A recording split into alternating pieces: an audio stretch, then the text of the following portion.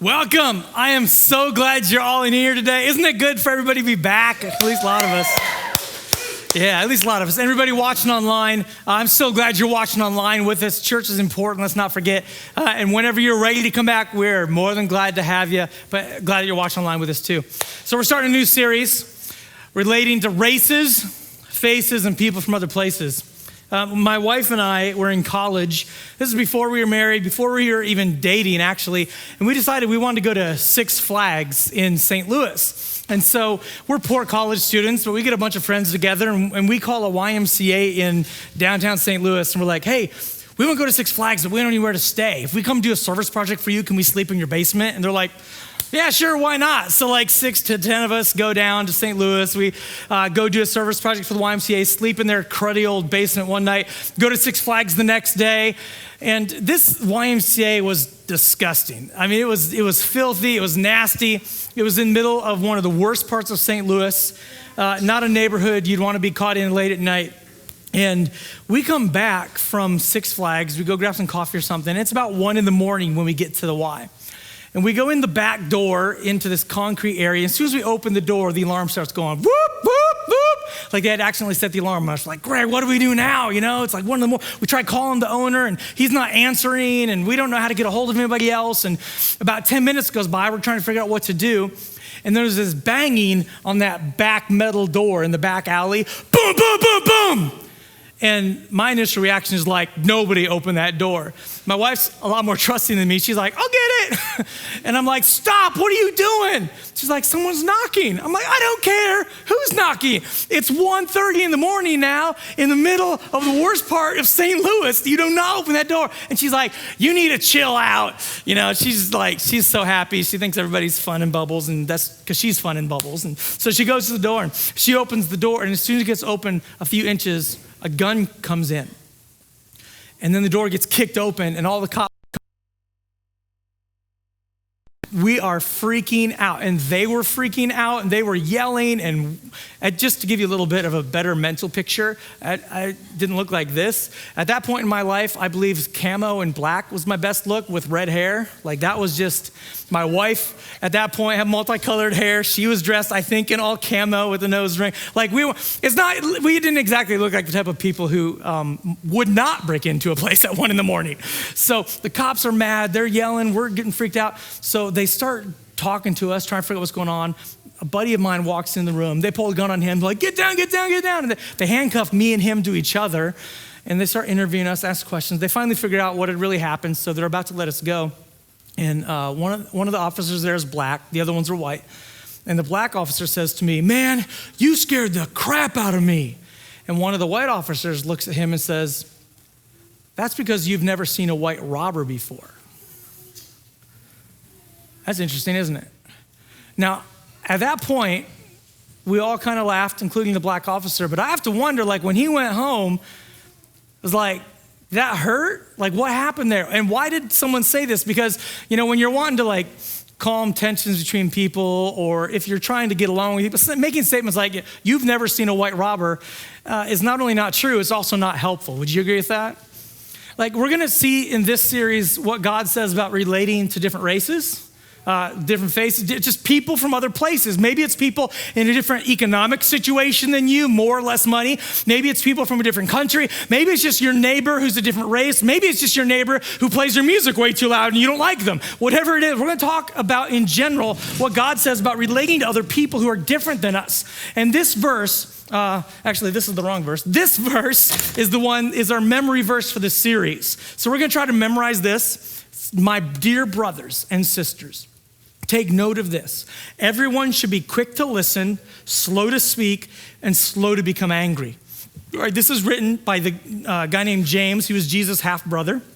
James 1:19. And he starts out, he says, my dear brothers, like he's like, I love you. He's like, but take note, you gotta do this. Everyone should be quick to listen, slow to speak, and slow to become angry. Since we're gonna try to memorize it, can we all say, everybody here, say it out loud, everybody online, read along with us, okay?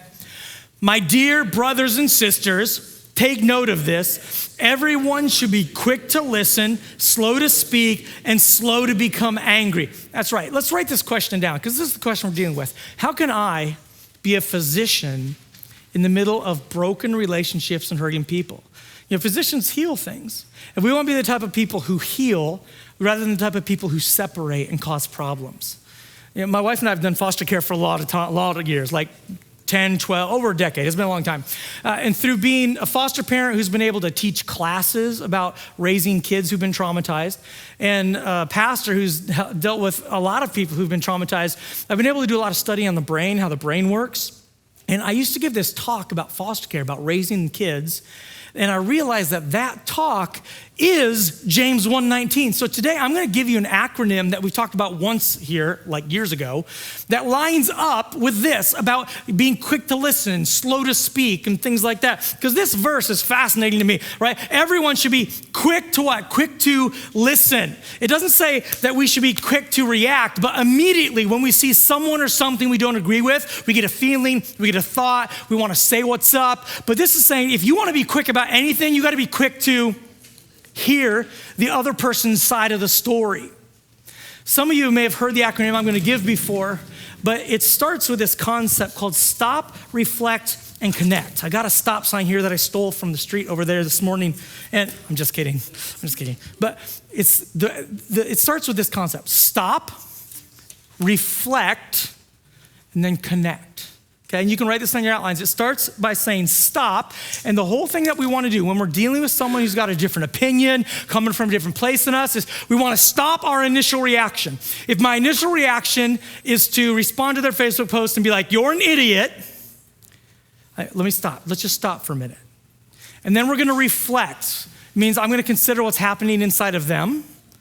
I'm going to consider what's happening inside of myself. And then we're going to connect. I'm going to make a relational connection with this person rather than just arguing. And the reason we're going to do this is because of brains. I love my little brain toy. I get this out every once in a while because brains are so important. God designed you with a soul. We talked about this a few weeks ago. And your soul matters. The way you process things goes through your soul. But your brain is this connection center between your body and your soul. And your brain or other people's brains may have been wounded. And what happens is we like to think when we come to someone that we disagree with or we don't get along with or we see things differently as them, our tendency is to be like, well, they're wrong.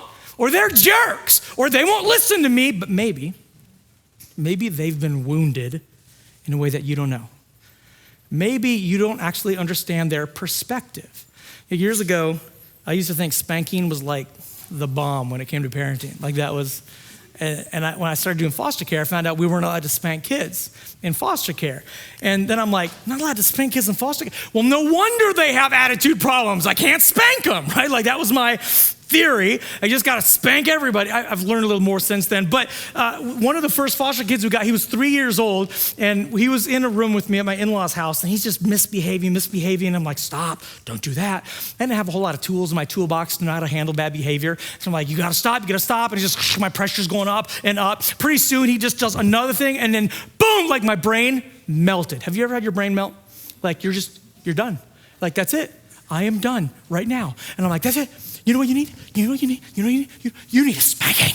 He looks at me, like, come with me. So we're walking in the hallway. I got him. I take him into my in-laws' other hallway. I put him over my knee. I grab his pants and his diaper, and I pull it down. Well, he had pooped his pants, and my hand now, full of it. It was in my fingernails. It was in between my fingers. I just looked up and I was like, thank you, God. Because I was not reflecting in the moment at all. I was just lashing out. What I should have done is stopped my initial reaction, reflected on not just what was going on in him, but what's going on in me. Why does this agitate me so much? And then connected, tried to make a relationship connection with him. See, in our church, people might have differences with each other. They might have problems with each other, but there's a better way to handle that than I'm mad and I want to judge you. Do you agree with that? Among different races, among different people, there's better ways to handle it than just assume you're wrong and you need to know what I know, because that sort of thing's rarely healing. I mean, how many times have you been in an argument with someone and they yelled at you so loudly you walked away going, oh, that's a good point, thanks, I think I'm different now, right? Like that doesn't usually happen, does it? So we're gonna connect.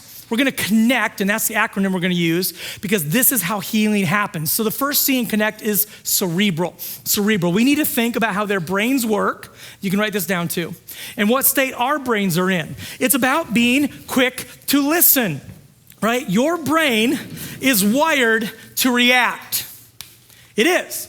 When input comes into your brain, you are wired to do something with that information. It takes practice to be quick to listen and slow to speak.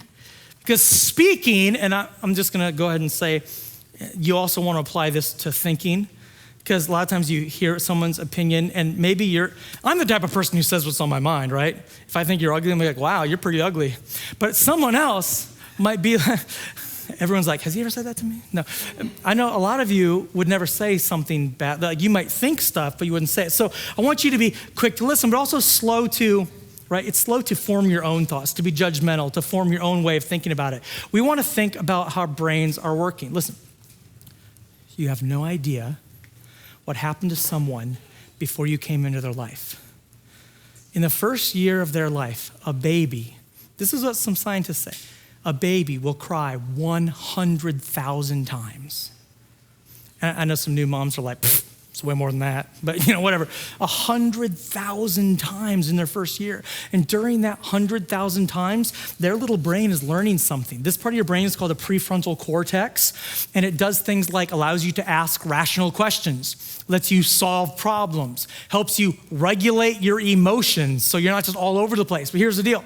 Nobody thinks babies are like solving equations, but when they're crying, their brain is learning. Because when they scream out, at 1 a.m, they're not simply saying, I'm hungry. They're also saying, do people listen to me when I call? Do people hear my voice? Is the world safe? Can I trust people? And they eventually learn things like, when I scream and someone picks me up and kisses me and feeds me, my needs will be met. And they learn I am a safe person in a safe place around safe people. This is what they learn unless they've been taught otherwise. Eventually they get a little older. If they've been raised well, their prefrontal cortex starts working and they can do problem solving. Not just like, am I safe? But like, wow, if I throw a baseball at the window will break. Mom will not be happy. Dad will turn into a gorilla. I should not throw a ball at the window.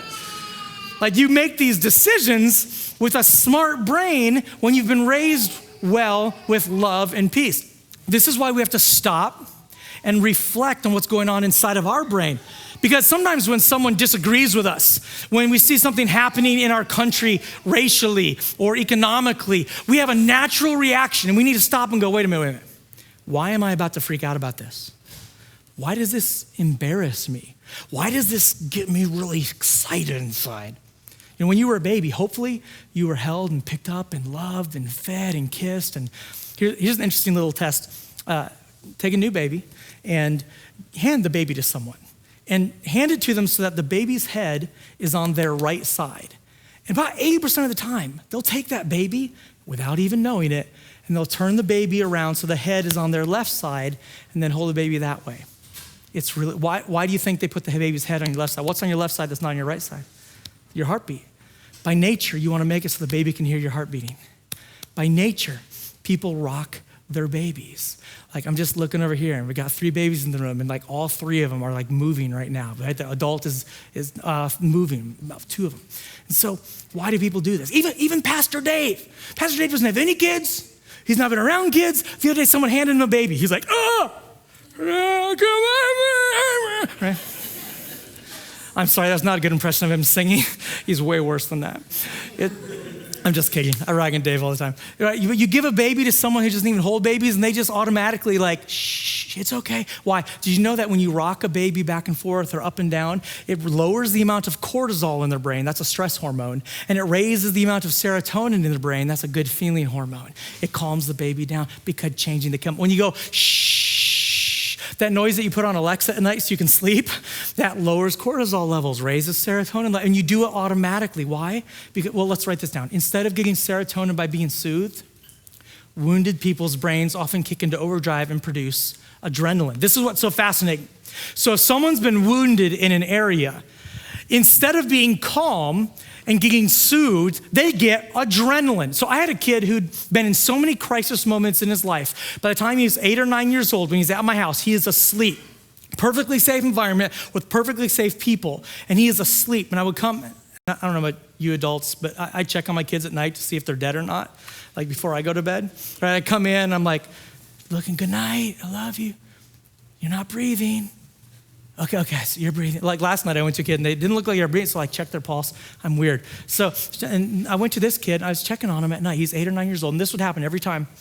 If I just touched his shoulder, just a little tiny touch, he would jump up and out of a dead sleep and freak out. Why? Because his adrenaline had been kicked in so many times by so much abuse over years that he did not trust a touch unless he was ready for it. Okay, do you understand that? So people who would normally get soothed enter a situation that should soothe them, and it triggers them. Automatically, their brain does it to them. So things like turning off a light would normally be normal for it. Like someone shuts off the light in the room. Okay, why'd you shut the light off? Someone else shuts the light off in the room. Someone's been through trauma in darkness. It might freak them out. Sometimes having food not ready on time could trigger them. Someone just touching their back unexpectedly. Anybody here ever get a shot of adrenaline when a police officer pulls up behind you, even if you haven't been speeding? You know what I'm talking about, right? You're driving along, police officer pulls behind you, you're like, oh no, how fast am I going? What, is my blinker on? Do I got a seatbelt? Like, your heart starts pounding a little bit harder, even though you know you're innocent. While I want you to imagine that you've been through abuse before. And what happens is you have this part of your brain called the limbic system. And this controls your lungs and your heart. It controls your fight, flight, or freeze, which is, if someone jumps and goes, bah! Some of you run, some of you freeze, some of you just punch that guy, whatever. Like, yes, your natural reaction. This controls all of that without any thought. You don't have to think about how you react, you just react. This part of your brain controls it. Now, I want you to think about this because your friend, an adult, maybe someone in a church, maybe someone you care about, you sometimes confront them about something that they've done wrong, and their natural reaction is, whatever, you don't know me, or something violent like that. It's because they're not thinking with this part of their brain. It's because they're thinking with this part of their brain. They're not thinking, they're just reacting. When the limbic system triggers in someone's brain, all the blood goes to this part of the brain, and it's actually impossible for them to think rationally. This is why when you get into an argument with someone, the argument gets stupider and stupider. Because the brain is losing blood from your critical thinking area and it's getting blood in the stupid fight area. Listen, you don't know the trauma the person in front of you or behind you has gone through. Parents, you don't even know all the trauma your kids have gone through. You don't know what they've been dealt with at school or wherever. Listen, white people, black people. Actually, I'm going to talk about something here that some people might get mad at. I don't know, but before I talk about things that maybe would trigger anybody, make some people's adrenaline get going, can we all agree not to take any of this stuff out of context, right? It's all in the context of this. Be quick to listen, slow to speak. So we're just learning to listen to people right here. Are we on agreement with that? And so this shouldn't hopefully trigger anybody too bad. Let's just take a deep breath real quick. Just get ready for this, okay? We're gonna talk about race for a minute. I want you to remember when you were a little kid, and you were in the basement, and you shut off the light, and you ran up the stairs because you knew the demon was gonna get you. Anyone ever experienced that? You know what I'm talking about? Right? That shot of adrenaline you got, even though you knew it wasn't real. You know there's not like demons in your basement, but you gotta run up because you're scared of them. Like that's a real thing. Okay, white people, I just want you to imagine what it might be like to be 6 years old, 7 years old, 12 years old, a kid, and have your parents sit you down and say, listen. And they got a look of fear on their face, and they say, if you see a police officer, here's what I want you to do because I don't want them to shoot you. How scary that must be for a 7-year-old. Don't you think that's frightening? What do you think that might do to them as they grow up and they see police? Maybe you're thinking, but I don't think cops are more likely to. It doesn't matter whether you think they are or aren't. When a foster kid comes to my home, it's not my job to determine whether or not they should have been traumatized.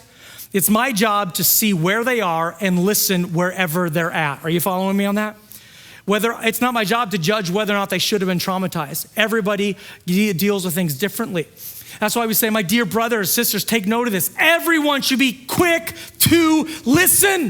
This is what we got to do. We say, I want to listen to you. I care about what your brain is telling you, and you should care about what other people's brains are telling them. Healing starts with relationship, with connection. That's why we got to care about the other person's brain and what's happening there. So that's the C. Now the O in connect is over vigilant. You can write that down. Wounded people's brains are over alert, or the technical term might be hyper vigilant. What is this about? Well, I had a kid one time who asked if he could have some food. It was near dinner time, and so my wife said, not yet, we're not gonna eat. Dinner will be ready in 5 minutes. And suddenly he starts smashing himself against the wall. No, you're gonna let me starve to death. Why would you do that? My wife goes over there and says, honey, calm down. She has to calm down. She says, we have always given you food. You have never missed a meal here. You are totally safe. And he calmed down eventually, and then he said quietly, my other mom used to never feed us. Like, we don't know what their brain is doing, but there's this thing called hypervigilant or over alert, where their brain's always reaching out. It's always ready to freak out because it thinks it's in danger at any moment. You may have started with this much stress at the beginning of your day, but if someone's been wounded or traumatized, they automatically start with a higher level of cortisol in their brain and can be triggered by things that you think are not a big deal. In fact, this is controlled by the amygdala. You can write this down. The amygdala are two almond-shaped groups of nuclei in the brain, and it's shown in research to perform a primary role in the processing of memory, decision-making, and emotional reactions. The amygdala are considered part of the limbic system. Sometimes, when we touch them when they're asleep, they jump up and they scream. Like I said, that's hyper-vigilant. I was at the McDonald's drive-thru one time with one of my brand new 4-year-olds that we got. That sounds weird. One of my brand new 4-year-olds. It was really clean. Anyway, we were at the drive-thru, and he was a foster kid. We had been sitting there for a while, and he says, I want a pop. I said, okay, I'll order you a pop. So we ordered him one. And then we're waiting. It's a hot day. He starts rocking back and forth. Then he starts rocking and growling. Now, if a 4-year-old's ever rocking and growling, it's not a good sign, okay? It gets a little louder. And I'm like, what's wrong, man? I want my pop. Like, it's coming. We're almost there. I want my pop. Like, it's coming, man. I'm just like, McDonald's, please don't fail me. Go fast. We get up to the window, and as soon as they open the window, he screams at the top of his lungs, I want my pop. The best part was we had a big Revolution Church sticker on the side of our window. I should have just gone with it, been like, you should go to my effing church. But look, if I stop and reflect on that situation, if I stop and reflect, I realized the van was too loud. He had sensory issues. I should have turned the music off. It was too hot, and he was in the back. It was really hot for him. I should have realized that he hadn't been hydrated. We probably hadn't had water for a couple hours. So like nowadays, we carry water in our vehicle wherever we go. We just do. Why? Because when the kids start getting agitated, have some water. It's a good start to a really difficult situation. So let me give you a little tip here. And you can write this down. Don't deal with relationship problems unless you've both eaten and have hydrated. Yeah, that's a lot of water. Maybe even you have food available within reach, like including water in cups. Like for our foster kids, in fact, we have food in the refrigerator. They can get at any time they want, no questions asked. And we tell them, like, sometimes we'll say, okay, we are gonna eat dinner in 5 minutes. I actually said this to one of my sons the other day, just yesterday. He said, I'm really hungry, can I have this cheese stick? I said, yeah. Why don't you hold on to it, and you can hold it. If you decide you need it, you can have it, but we're gonna eat in just a few minutes. He decided to eat it. So I'm out a little cheese stick, big freaking deal. It allowed him to be calm and feel safe.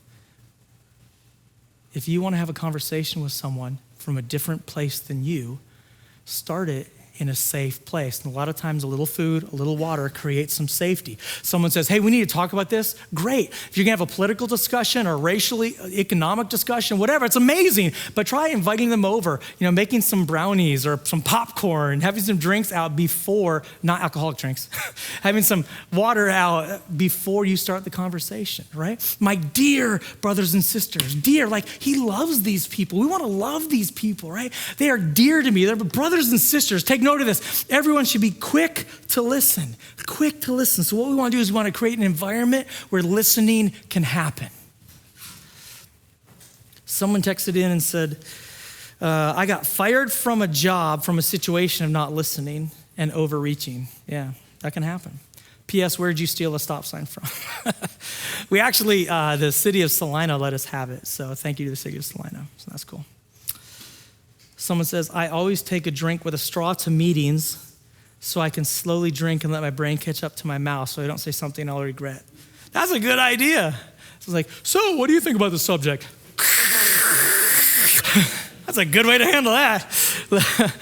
Look, but one of the problems is we often wait until tensions are really high to discuss something.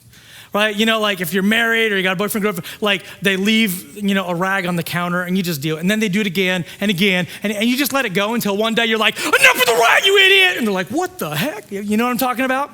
And this happens with race in our country too, I believe. Like we're just like, look, we're all good until someone dies. Then everyone's got to give their 10 cents, right? And I'll admit, I'm part of the problem. I didn't preach on race much in the last 10 years, and I'm talking about it now. Maybe I should be talking about this stuff more often. The danger in waiting until something blows up is that everyone's amygdala is now freaking out. Everyone has an opinion. Everyone's angry. Let's say someone wants to come and talk about it. That's great. Let's do this one-on-one. Let's get some cookies. Let's eat, and then let's talk. Because the Bible says everyone should be quick to listen. The Bible's basically saying stop talking so much and start listening more. But there is a time the Bible says to speak up. You know when it is? Speak up this is Proverbs 31. Speak up for those who cannot speak for themselves. For those who cannot speak for themselves. For the rights of all who are disputed. Speak up and judge fairly. Defend the rights of the poor and the needy. So God says in his word to listen more, be quick to listen, slow to speak. But when you do speak, it should be for those people who can't speak for themselves. In other words, I want to hear your story. I want to know what you're going through so that if you're going through something people don't understand, I can share that information because people might listen to me. In other words, you're going to write this down. This is part of our acronym. NN is notice their needs. We're going to give them a voice. We're going to pay attention to what they're asking for. Or maybe we're even going to sense what someone needs and can't express themselves. So let's think about like a needy child or an adult in an abusive relationship. Maybe they've never felt safe in their life. Maybe they've gone hungry. Maybe they're used to abuse and neglect. And they don't have a vocabulary to even express them. So then you come along and you go, well, you got issues. That's not helpful, is it? But we come in and we say, you know what I notice is that you're going through something hard. Will you tell me your story? Tell me what you've dealt with. And then we listen to them and we speak up for them. Speak up for the rights of what? Of all who are disputed. Like if someone is saying, hey, this group of people doesn't have the right to do that, that's a situation where we get involved. Speak up and judge fairly. It's not saying that hey, you always got to like give the poor people or always got to give the minority whatever they want. That's not what God's saying, but he's saying there are situations where people are treated unfairly and we want to make sure that justice is done. Does that make sense? We want real, true justice. And a lot of times, poor and needy, those who can't speak up for themselves, don't get justice because the system doesn't allow it. I remember there was a guy I would talk to. He was always in my bubble. Y'all have a bubble, right? He was always in my bubble. We'd have a conversation. I'd start talking, and he'd be like closer, and I'd be like, ha. And he'd go, okay, great. We'd like do a lap around a track while we're having a conversation. Well, eventually I realized this guy's got some need and I don't know what it is. And so I started thinking about who he was. And right, he was a single guy, lived by himself, didn't really have relatives around at all, didn't have a job. And I was like, this guy's probably not only lonely, but he probably hardly ever touches another human being. And so the next time he got in my bubble, I put my arm around him. And you know what he did? He hugged me like all the way. And then we let go.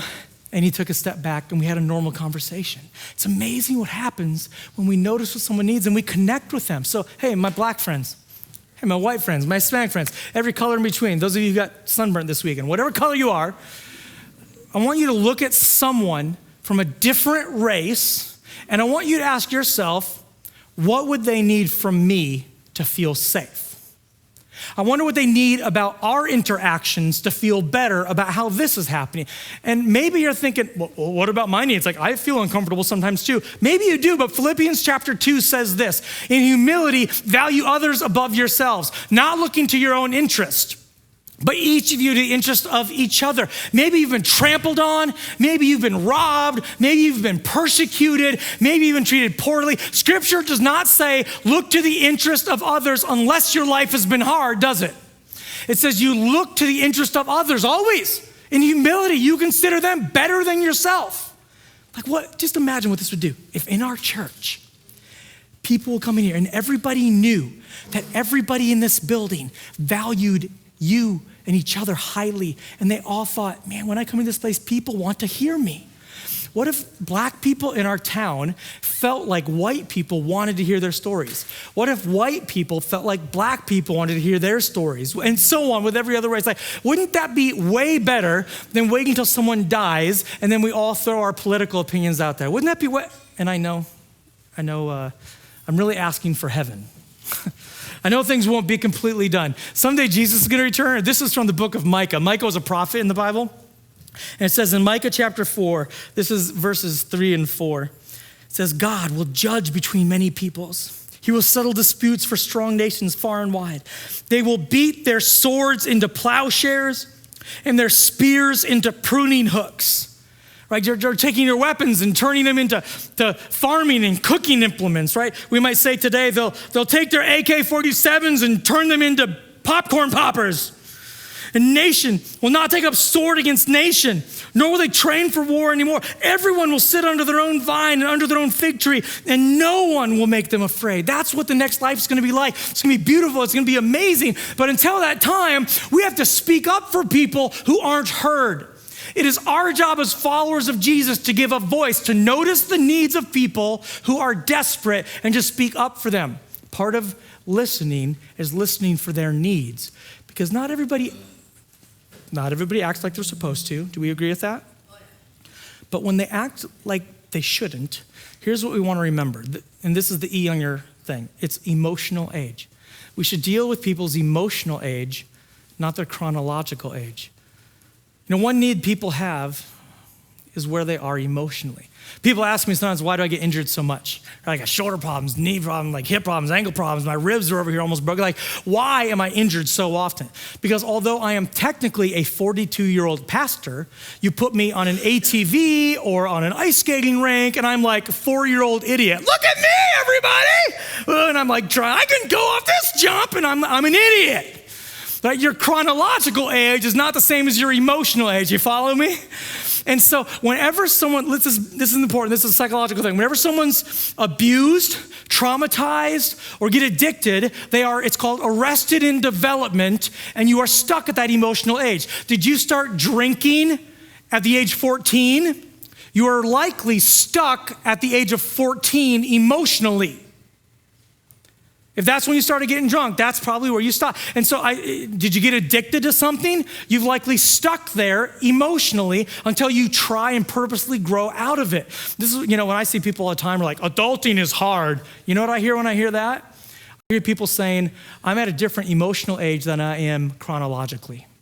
Because although I have 35-year-old responsibilities, I feel like a 14-year-old emotionally. And 14-year-olds shouldn't have to deal with the same thing 35-year-olds have to deal with, but you're there chronologically, psychologically, physically, and you're just overwhelmed emotionally. Is this making sense? And so people have been wounded, and they're at a different age emotionally. One of my amazing black friends sent me this story this week.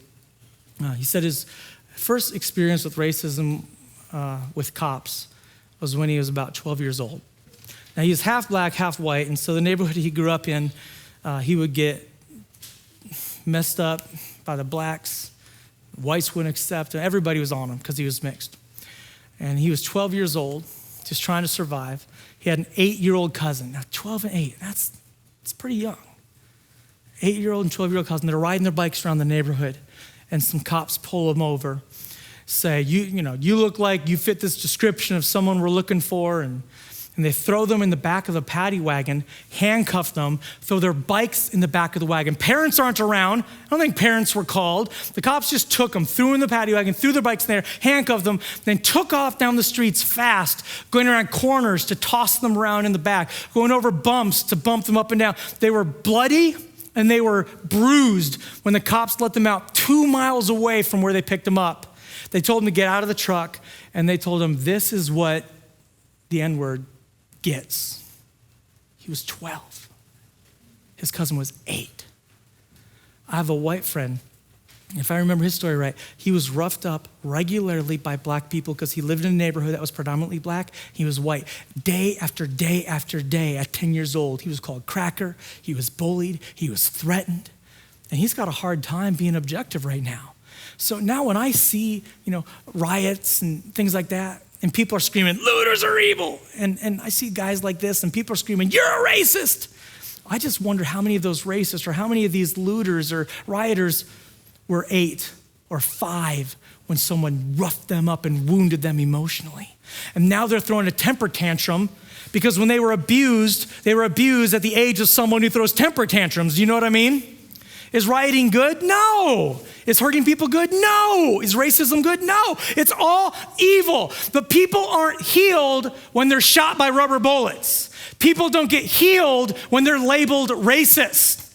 People are healed when someone stops, reflects on what they're going through, listens to them, connects with them. Stop, reflect, and connect. Right? Maybe this person's acting like they're 5 because they were wounded badly when they were 5. Let's get them some help. Let's listen to them. A lot of it really boils down to this second C in your acronym. It's this: connection before correction.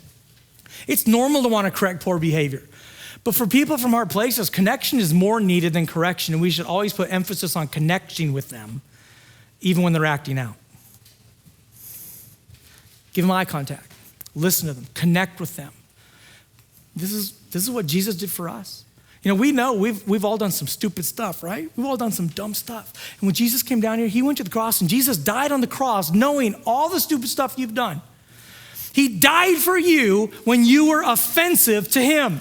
Because our behavior was offensive. It was terrible in his sight. But he still said, I'm going to choose to love them so much that I will die for them. He went to the cross, he died. God punished him instead of punishing you so that you would be set free from your sin, set free from the punishment of hell. Now, if you choose to put your faith in Jesus Christ, you get eternal life. That's free, totally free. You just have to believe in Jesus, choose to become his follower. If you want to do that, I'd love for you to put it on the red card and drop it in the red box, or go to revo.church/red card and let us know.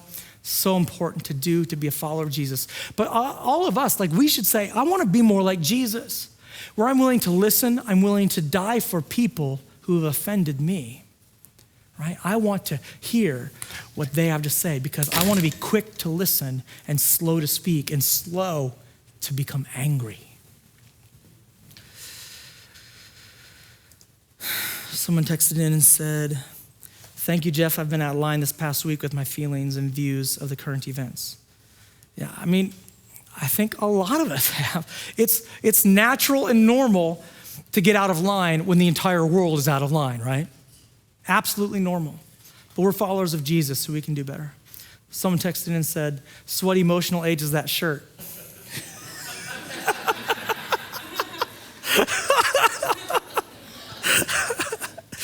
I don't know, but I look good. All right.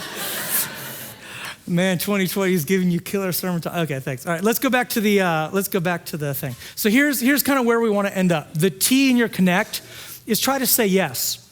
Okay, Jesus said yes to us when he could have easily said no. He said yes to coming with us. He said yes to talking with us. He said yes to saving us. He even said yes to dying for us.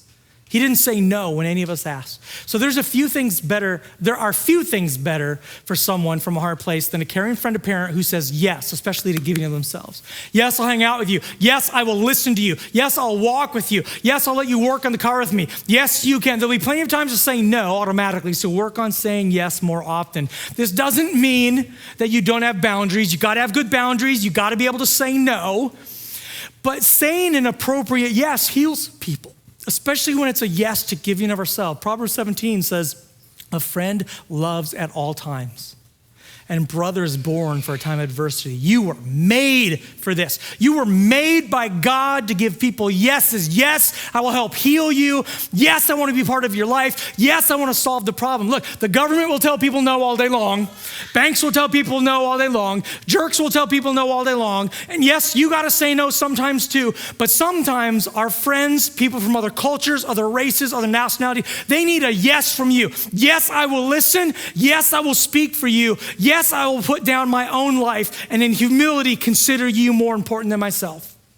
I had a 10-year-old foster daughter who invited me to her tea party. Now, do I look like the kind of guy who likes to go to tea parties? Okay. Stop, reflect, connect. Okay. I love you guys. All right. So she invited me to her tea party. So I go downstairs and she got a dress on. She's like, isn't it pretty? I'm like, oh, it's beautiful. Yeah, let's have the tea. She poured me tea. I'm like, this is very good tea. You know, the stuffed animals are there and the whole thing. And we run out of tea and I'm like, oh, darn, we're done. She's like, well, I'll get more. I'll get a refill. So she runs upstairs and I'm sitting, you know, on this little tiny chair. And I'm like, oh, okay. And I see this thing on the ground. I pick it up. It's a note. And it says to-do list at the top in her handwriting. And number 1 says find a dress. Number 2 is put it on. Number 3 is do hair. Number 4 is show Jeff. And number 5 is play with Jeff. I was her to-do list. If I hadn't said yes, her life that day would have been incomplete. People need you. They need you for healing. They need you to say yes to them. And if you don't say yes to helping them heal, their life is incomplete. They need you to connect. They need you to listen. And sometimes they need you to speak up on their behalf. Can we say this verse before we go today? Because it's our memory verse. Let's say it one more time. My dear brothers and sisters, take note of this. Everyone should be quick to listen, slow to speak, and slow to become angry. Yeah, let's pray. God, help us be the type of people who listen and can understand where other people are coming from, even if we don't initially agree. Help us to care about where they're at, and help us to be the type of people who will speak up on their behalf. But we'll do so with gentleness and love and kindness. Help us to be healers, Lord. In Jesus' name, with your power. Amen. Let's go listen.